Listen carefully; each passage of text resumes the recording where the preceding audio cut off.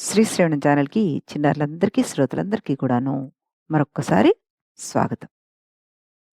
నిన్న మనం ఈ సప్త చిరంజీవులకి సంబంధించిన ఇంట్రొడక్షన్‌ని తెలుసుకున్నాం. సప్త చిరంజీవుల శ్లోకం కూడా తెలుసుకున్నాం. అందులో మొదటివాడు అశ్వత్థామ అని తెలుసుకున్నాం. శ్లోకం అంటే గుర్తుకొచ్చింది. ఈరోజు ఈరోజు నుంచి మనం ఇందులో నా చిన్ననాటి స్నేహితురాలు అనురాధ కంఠస్వరాన్ని శ్లోక రూపంలో వినబోతున్నాం అనమాట. అందరూ కూడా విని ఆనందించాలని ఈ చిన్న ప్రయత్నం. ఈ రోజు నుంచి మనం అశ్వత్థామ కథని తెలుసుకుంటూ ముందుకు వెళ్దాం అని అనుకున్నాం. అయితే ఈ అశ్వత్థామ అసలు మనకి ఎందులో వచ్చాడు? ఏ పురాణ కథలో వచ్చాడు? అంటే మహాభారతంలో వచ్చారాయన. మహాభారతం అనగానే మనకేం గుర్తుకొస్తుంది? నారాయణం నమస్కృత్య నరం చైవ నరోత్తమం దేవీం సరస్వతీం చైవ తతో జయముదీరయేత్ అన్నారు. అంటే ఎవరు రాసారిది? వ్యాస మహర్షి రాశారు అన్నది మనందరికీ తెలిసింది గదా! మరి వ్యాసుడు భారతానికి ముందు ఏం పేరు పెట్టుకున్నాడో తెలుసా? జయ అన్న గ్రంథం పేరు. అంటే ఆత్మ విజయమే ముఖ్యము అన్నది ఈ గ్రంథాన్ని సూచించే నామం కింద ఆయన పెట్టుకున్నారు. జయ అంటే ఏంటి? భారతాఖ్యము అని అర్థం. అష్టాదశ పురాణాలను, రామచరిత్రను, సమస్తమైన పంచమ వేదం అనేటువంటి మహాభారతాన్ని జయ అన్న పేరుతోటి విద్వాంసులు చెప్పుకుంటున్నారట. అదేవిధంగా విష్ణు ధర్మాలను, సనాతనమైన శివధర్మాలను జయ అన్న పేరుతోటే పెద్ద పెద్ద విద్వాంసులందరూ వ్యవహరిస్తూ వస్తున్నారట. ఇంకా ఏం చెప్పారు?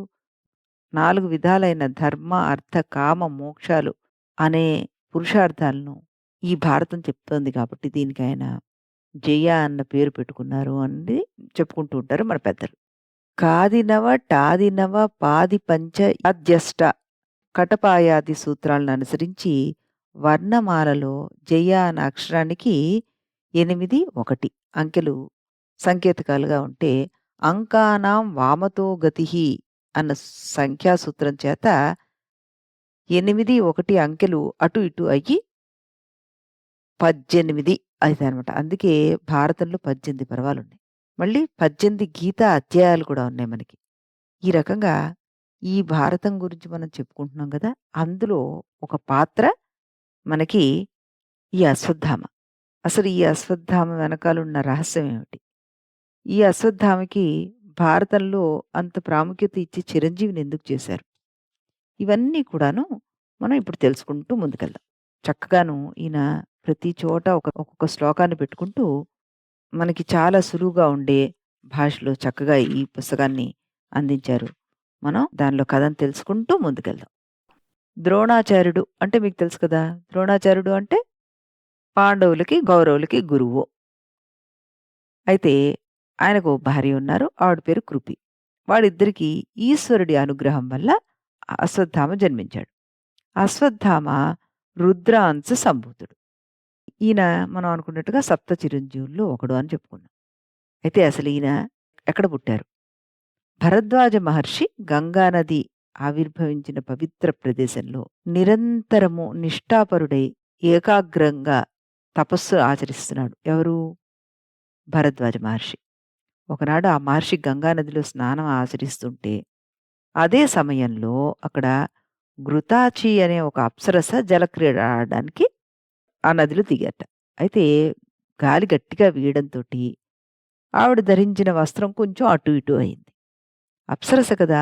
చాలా అందంగా ఉన్నారు. గబుక్కుని భరద్వాజ మహర్షి యొక్క మనోనిగ్రహం కాస్త సడలిందిట. రేతపాతం జరిగిపోయింది. భరద్వాజుడు భరద్వాజుడంతటి వాడి వీర్యం కాబట్టి దాన్ని జాగ్రత్తగా సంగ్రహించి మళ్ళీ ద్రోణము అనే ఒక యజ్ఞ పాత్రలో భద్రపరిచాడాయన.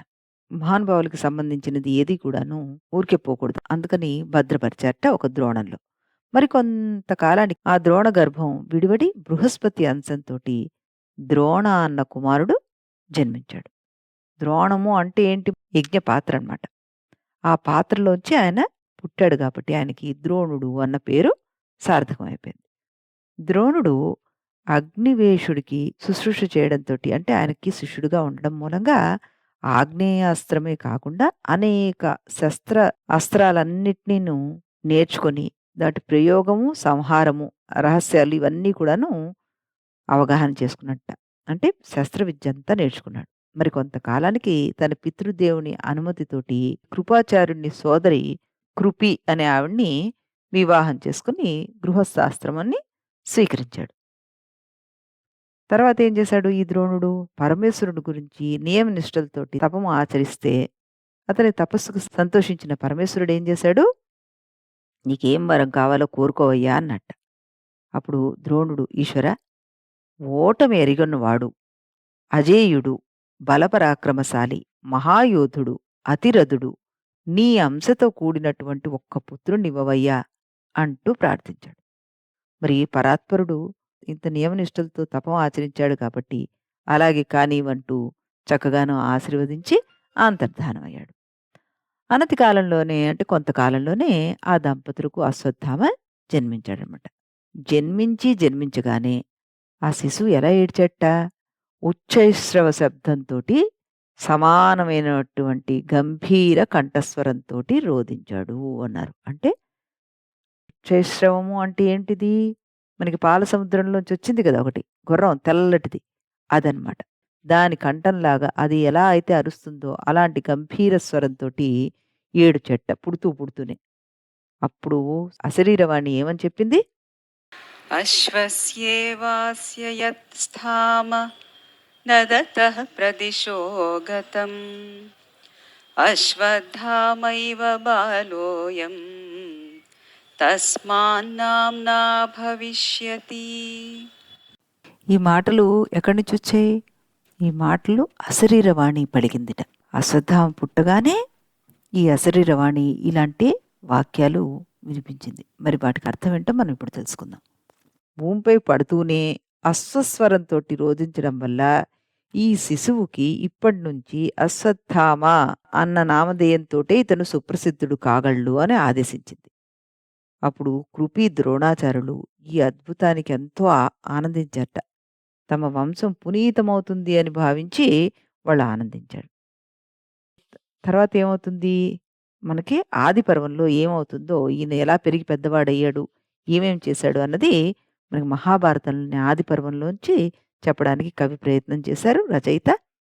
మనం ఈ దీనికి సంబంధించిన స్టోరీని అంటే ఆయన పెరిగి పెద్దవాడయ్యే స్టోరీని రేపు చెప్పుకుందాం. అంతవరకు సెలవు.